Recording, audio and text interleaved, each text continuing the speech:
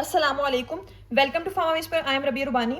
आज जो हमारा टॉपिक है, हमारे पास प्रोबेबिलिटी का सेकंड लेक्चर है, जिसमें हम क्या पढ़ेंगे, कम्बिनेशन, परम्यूटेशन, और उसके बाद हम combination based probability and permutation को हम किस तरह अप्लाई करना है वो देखेंगे।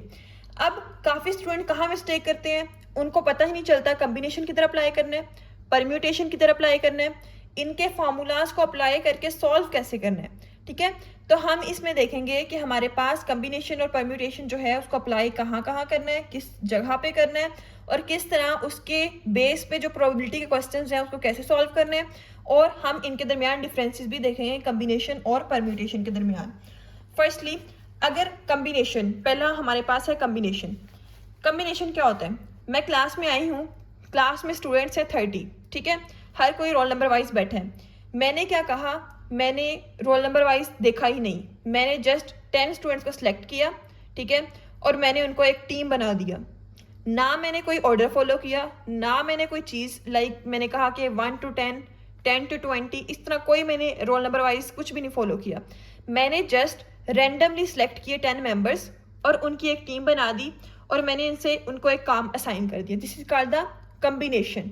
मैंने क्या किया, without the order of selection, ठीक है, without considering the order of selection, मैंने उस जो है अपनी टीम बना दी है, मैंने कोई ऑर्डर नहीं देखा। तो ये तब यूज़ होता है जब हमने किसी भी ऐसी चीज़ की प्रोबेबिलिटी कैलकुलेट करनी हो जिसमें हम ऑर्डर ऑफ सिलेक्शन को कंसीडर नहीं करते, तब हम कम्बिनेशन यूज़ करते हैं। ये जब आप क्वेश्चन करेंगे तब आपको सही समझ आएगी। फॉर्मूला क्या होता है, NCR is equal to n factorial R factorial divided by R factorial n minus R और इसका होल का फैक्टोरियल। अब ये पढ़ते हैं व्हाट इज फैक्टोरियल, ठीक है, वेयर n क्या है हमारे पास, total number of trials, items in a set, R is equal to number of items selected from a set, mean के हमारे पास n में से निकालेगी जो आइटम्स हैं वो, total possible items is equal to total combination is equal to NCR। अब NCR आपने किस तरह से इसका आंसर निकालना है वो हम देखते हैं। जैसे मैं अगर आपको एग्जांपल दूं, NCR मैंने फाइंड करना है, पहले एक कॉमन चीज़, एक चीज़ देख लें। अगर हमारे पास NCR है, अगर यहाँ पे हमारे पास क्या हो, 6 हो, ये 0 हो, तो इसका आंसर 1 आ जाएगा। यहाँ पे n की कोई भी वैल्यू हो, यहाँ पे 0 1 आएगा।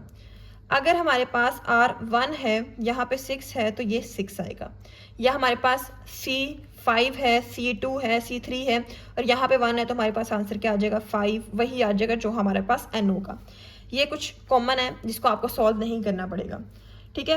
बट अगर हमारे पास डिफरेंट चीज़ें आती हैं, जैसे अगर मैं आपको दिखाऊं, 6 हमारे पास 6 C और 3, ये हमारे पास क्या है, एक कम्बिनेशन का क्वेश्चन है। इसको सॉल्व कैसे करना है, फॉर्मूला क्या है, NCR is equal to n factorial over R factorial, ठीक है, n माइनस R इसका फैक्टोरियल।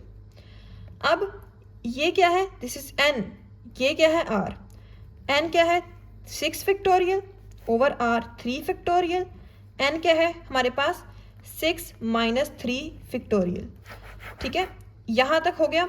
अब नेक्स्ट, इससे आगे हम इधर सॉल्व कर लेते हैं, जगह नहीं है। तो यहाँ पे 6 फैक्टोरियल, अच्छा फैक्टोरियल क्या होता है, जैसे मैंने अब आपको बताया कि 7 फैक्टोरियल है, इसको मैं क्या लिखूंगी, 7 cross 6 cross 5 cross 4 cross 3 cross 2 cross 1, this is factorial. 3 है, 3 फैक्टोरियल 3 क्रॉस 2 क्रॉस 1, इस तरह फैक्टोरियल का आंसर निकालते हैं।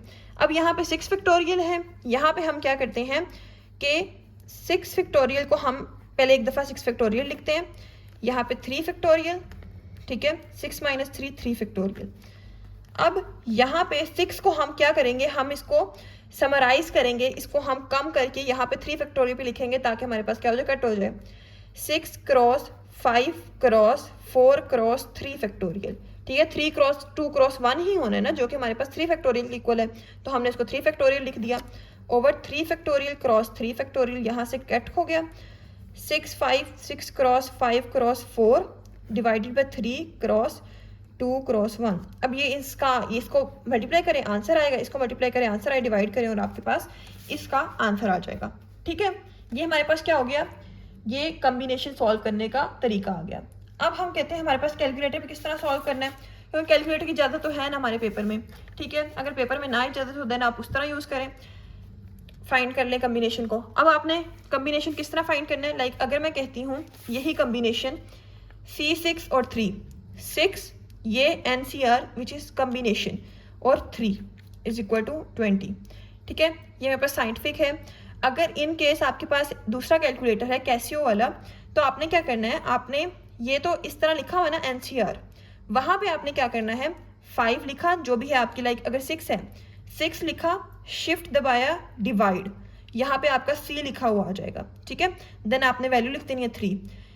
तो यहाँ पे सिंपल है 6 NCR दिस वन, और यहाँ पे 3 इज इक्वल टू 20 आंसर आ जाएगा आपका, ठीक है। अब यहाँ पे हम क्या कहते हैं, हमारे पास ये 20 आंसर आ गए। इस तरह आपने कम्बिनेशन को फाइंड कर लेना है। अब हम आते हैं हमारे पास परम्यूटेशन पे। परम्यूटेशन जो होता है हमारे पास, ये कब यूज होता है, व्हाट इज परम्यूटेशन, ये सारी चीज़ हम देखते हैं।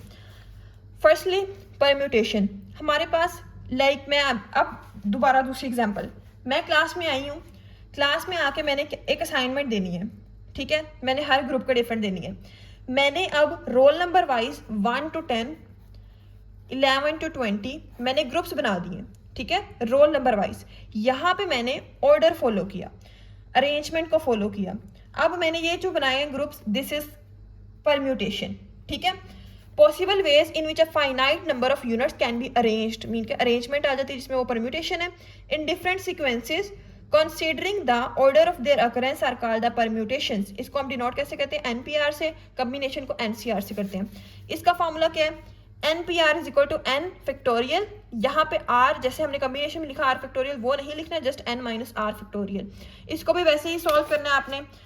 अगर मैं आपको P 6 और 3 कहती हूँ तो हमारे पास 6 फैक्टोरियल, 6 माइनस 3 फैक्टोरियल, मीन के N माइनस R। तो आपने क्या कर देना है, 6 cross 5 cross 4 cross 3 factorial cut हो जाएगा, 6 20 क्रॉस 6 मीन के हमारे पास 120 इसका आंसर आ जाएगा। अब आपने इसको कैलकुलेटर से किस तरह फाइंड करना है, कैलकुलेटर से फाइंड करने के लिए आपने यहाँ पे, मैंने अभी ये वाला ही, ठीक है, मैंने 120 आंसर निकाला, 6।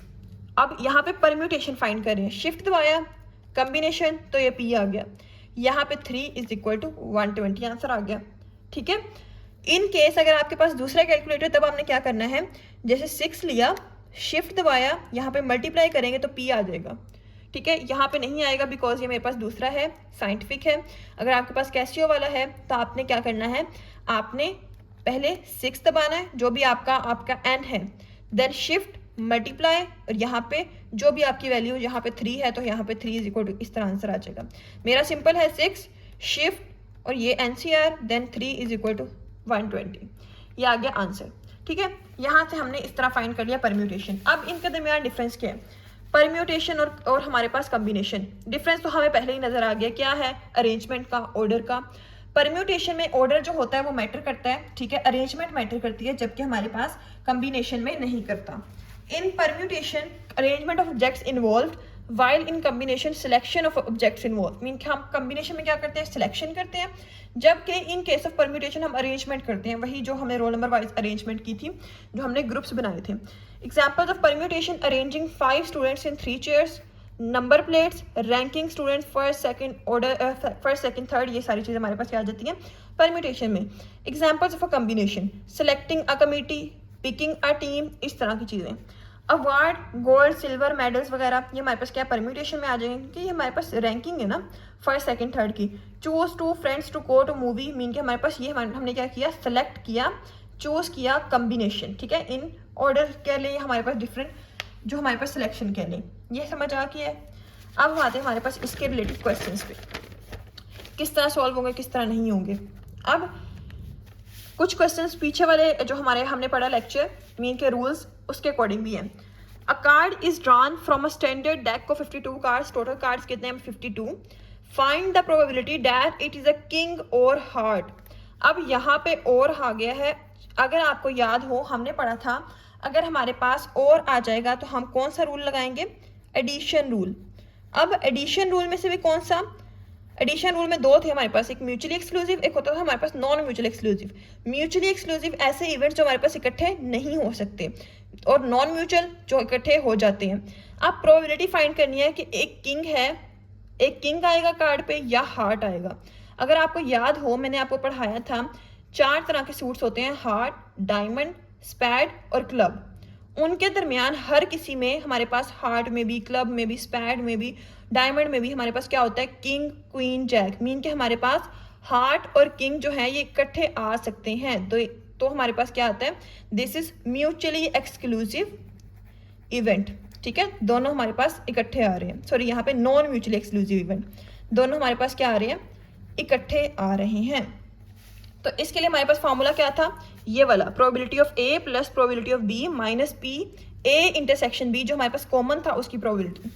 अब यहाँ पे let A is equal to drawing a king, let B is equal to draw a heart. या किंग आए या हार्ट आए, तो हम किंग की ले लेते हैं पहले, पी ए। किंग कितने होते हैं टोटल हमारे पास, हार्ट वाले में हमारे पास टोटल 52 कार्ड्स में 4 होते हैं। ठीक है, मीन के हमारे पास हार्ट में भी एक होता है, डायमंड में भी एक होता है, क्यूब में भी एक होता है, सॉरी क्लब में भी एक होता है, स्पैड में भी एक होता है। 4/52। ड्रा ए हार्ट, हार्ट वाले कार्ड्स 13 होते हैं, 13/52। इसलिए मैंने आपको कहा था जो कार्ड्स वाली है वो आपने याद करनी है, इस तरह के क्वेश्चंस आते हैं। देन अब पी ए इंटरसेक्शन बी, क्योंकि हमारे पास किंग भी हो हार्ट भी हो, तो ये हमारे पास जस्ट एक ही कार्ड होता है जिसके ऊपर किंग भी होता है हार्ट भी होता है, तो 1/52। अब इसको पुट किया और हमारे पास आंसर आ जाएगा। ठीक है, next, out of a group of 340 people expose to infection, mean के हमारे पास 340 पीपल हैं, वो क्या हुआ है, उनको हमारे पास इन्फेक्शन, हमारे पास क्या हुआ है, उनके इन्फेक्शन, एक वबा का मर्ज फैल गया। 340 टोटल पीपल है, उसमें से जो 265 है वो इम्यूनाइज्ड नहीं है, मीन के उनको वैक्सीन नहीं लगी हुई। और हमारे पास जो हमारे उन्होंने उनमें से 265 को जिनको वैक्सीन नहीं लगी, उनमें से 100 ने क्या किया, उनको डिजीज होगी, मीन के इन्फेक्शन हो गया। ठीक है, मीन के जो नॉट इम्यूनाइज्ड है टोटल कितने हैं, 265। जो हमारे पास उनमें से 265 में से 100 को इन्फेक्शन हो गया, 165 अभी सेफ हैं। Of those who had been immunized, अब जो हमारे पास इम्यूनाइज्ड हैं वो 20 उनमें से इन्फेक्टेड है। अब यहाँ पे हमें कैसे पता चलेगा कि हमारे पास कितने लोग इम्यूनाइज्ड हैं। 340 में से 265 को वैक्सीन नहीं लगी हुई, तो हम क्या कहते हैं 340 माइनस 265, ये हमारे पास कितना आ जाएगा 74। तो 74 को वैक्सीन लगी हुई है, जो कि हमारे पास क्या है, इम्यूनाइज्ड है, और उनमें से भी 20 जो है उनको डिजीज होगी, मीन के वो इन्फेक्टेड है। Does it seem that treatment gave any protection against the infection, क्या आपको लगता है कि हमारे पास जो वैक्सीनेशन है, जो इम्यूनाइजेशन है, उसने इन्फेक्शन के अगेंस्ट कोई प्रोटेक्शन दी है, ये हमने फाइंड करना है। मेन यहाँ पे कंपैरिजन है कि इम्यूनाइज्ड है नॉट इम्यूनाइज्ड है, इनमें से इतने पीपल को इन्फेक्शन हुआ, इनमें से इतने को हुआ। अब आप कंपेयर करके बताएं कि हमारे पास वैक्सीन का कोई फायदा हुआ है कि नहीं हुआ। सबसे पहले टोटल पीपल 340, नॉट इम्यूनाइज्ड 265, उसमें से 100 को क्या हुआ, इन्फेक्शन हो गया, तो हमने उसकी प्रोबेबिलिटी क्या फाइंड की, 100/265 इज इक्वल टू 0.34, मीन के 34% पीपल को क्या होगी, हमारे पास जो है उसकी प्रोबेबिलिटी आ गई ए की, जो कि नॉट इम्यूनाइज्ड है। अब इम्यूनाइज्ड कितने हैं, वही 340 में से 265 को माइनस किया, 74 को इम्यूनाइजेशन मीन के वैक्सीन लगी हुई है, उसमें से भी 20 जो है वो हमारे पास क्या हो गए हैं, इन्फेक्टेड हो गए हैं। तो हम कहते हैं पी बी जो है हमारे पास वो क्या है, P B is equal to 20/74 is equal to 0.27, 27%। तो इसमें से अगर हम कंपेयर करें तो हम कहते हैं जो नॉट इम्यूनाइज्ड है उसमें जो इन्फेक्शन की रेशियो है वो ज़्यादा है as compare to that of the immunized. So हम कहते हैं कि हमारे पास ये ज़्यादा है। It states that immunization did provide some protection against infection, 100% नहीं but some protection against the infection. Next question, a fair dice is rolled once, एक फेयर डाइस है उसको हमने एक दफ़ा रोल किया, find the probability of getting a 3 और 5, 3 और 5 हमारे पास आ जाएगा, उसकी प्रोबेबिलिटी फाइंड करें। और आया है एडिशन रूल। अब 3 और 5 मैंने आपको पहले भी एग्जांपल्स में बताया हुआ है कि इकट्ठे नहीं आ सकते अगर हम एक दफ़ा रोल करेंगे। अगर वो इकट्ठे नहीं आएंगे then it is mutually exclusive event, जिसमें हम क्या करते हैं, ऐड करते हैं। A is equal to event of getting A, B is equal to event of getting 5, sorry यहाँ पे 3 और 5 है। Then PA is equal to 1/6, ये हमने पहले भी क्वेश्चन सॉल्व किया हुआ है। PB प्रोबेबिलिटी क्या आएगी 1/6, मीन के 6 में से एक दफ़ा हमारे पास क्या आ सकता है, 5 आ सकता है, एक दफ़ा हमारे पास 3 आ सकता है। देन म्यूचुअल एक्सक्लूसिव इवेंट जो है हमारे पास PA प्लस PB, इन दोनों को पुट किया और उसमें हमने आंसर डाल दिया। अब यहाँ पे 2 fair coins are tossed, 2 fair coins हैं उनको हमने टॉस किया, find the probability of the getting the heads on both. 2 coins हैं उनको टॉस किया गया है, अब हमारे पास दोनों पे हेड करने की प्रोबेबिलिटी क्या है। हम सबसे पहले इसकी सैंपल स्पेस निकालेंगे, ठीक है। कॉइन्स की 2 साइड हैं 2, 2 दफा रोल किया 2 इज इक्वल टू 4। हमने सैंपल स्पेस बना ली, तो अब हम कहते हैं probability of getting 2 heads on both. यहाँ पे जस्ट एक में है तो 1/4 आ जाएगा। ये नेक्स्ट, यहाँ पे आपने पहले क्वेश्चन को रीड करना है, देन आपने क्या करना है, इसका आंसर मुझे खुद देना है, ठीक है। पहले आप लोग इसको रीड करेंगे, देन आपने इसको सॉल्व करना है, फिर मैं समझाती हूँ। 2 cards are drawn after one and other. 2 card है, उसको हमने ड्रॉ किया वन आफ्टर अदर, मीन के हमारे पास एक को हमने ड्रॉ किया, देन हमने दूसरे को ड्रॉ कर लिया विदाउट रिप्लेसमेंट। विदाउट रिप्लेसमेंट यहाँ पे मल्टीप्लीकेशन रूल फॉलो होता है। मल्टीप्लीकेशन में से भी कौन सा, डिपेंडेंट वाला, ठीक है। ये समझ आ गया। From a deck of 52 cards, total 52 है। Find the probability that both are aces. अब हमारे पास प्रोबेबिलिटी फाइंड करें कि दोनों क्या है हमारे पास एसिस। एसिस कौन से, हमारे पास ए वाले कार्ड्स जो कि मैंने बताया था 52 कार्ड में से कितने हैं, 4 हैं, तो 4/52 इसकी प्रोबेबिलिटी। अब इसको खुद सॉल्व करें, ठीक है। पॉज करें वीडियो को, सॉल्व करें। अब मैं सॉल्व कराती हूँ आपको, ठीक है। टोटल कार्ड्स कितने हैं, 52। लेट ए क्या है, प्रोबेबिलिटी ऑफ फर्स्ट एस। हमारे पास 2 कार्ड्स ड्रॉ किए हैं हमने, तो हमने दोनों ही कहने हैं कि हमारे पास क्या है, ये दोनों ही एसिस हैं। फर्स्ट कार्ड को जब हमने ड्रॉ किया उसकी प्रोबेबिलिटी हमने ले ली PA, सेकंड की B/A, क्योंकि हमारे पास फॉर्मूला ये वाला पुट होगा। अब A की प्रोबेबिलिटी क्या है, टोटल 4 होते हैं आउट ऑफ 52, तो हमारे पास 4/52। बट विदाउट रिप्लेसमेंट है, तो सेकंड कार्ड की प्रोबेबिलिटी क्या होगी, खुद सोचे। इनमें से एक माइनस हो जाएगी, क्योंकि एक हमने ड्रॉ कर लिया, उसको रिप्लेस नहीं किया, मीन के हमने उसको विदाउट रिप्लेसमेंट किया, तो 4 में से 3 बच जाएंगे, ठीक है। 52 में से 51 बच जाएंगे, तो ये 3/51 जब हम इसको पुट किया तो हमारे पास ये आ जाएगा आंसर, ठीक है। बोथ एसिस की 0.004।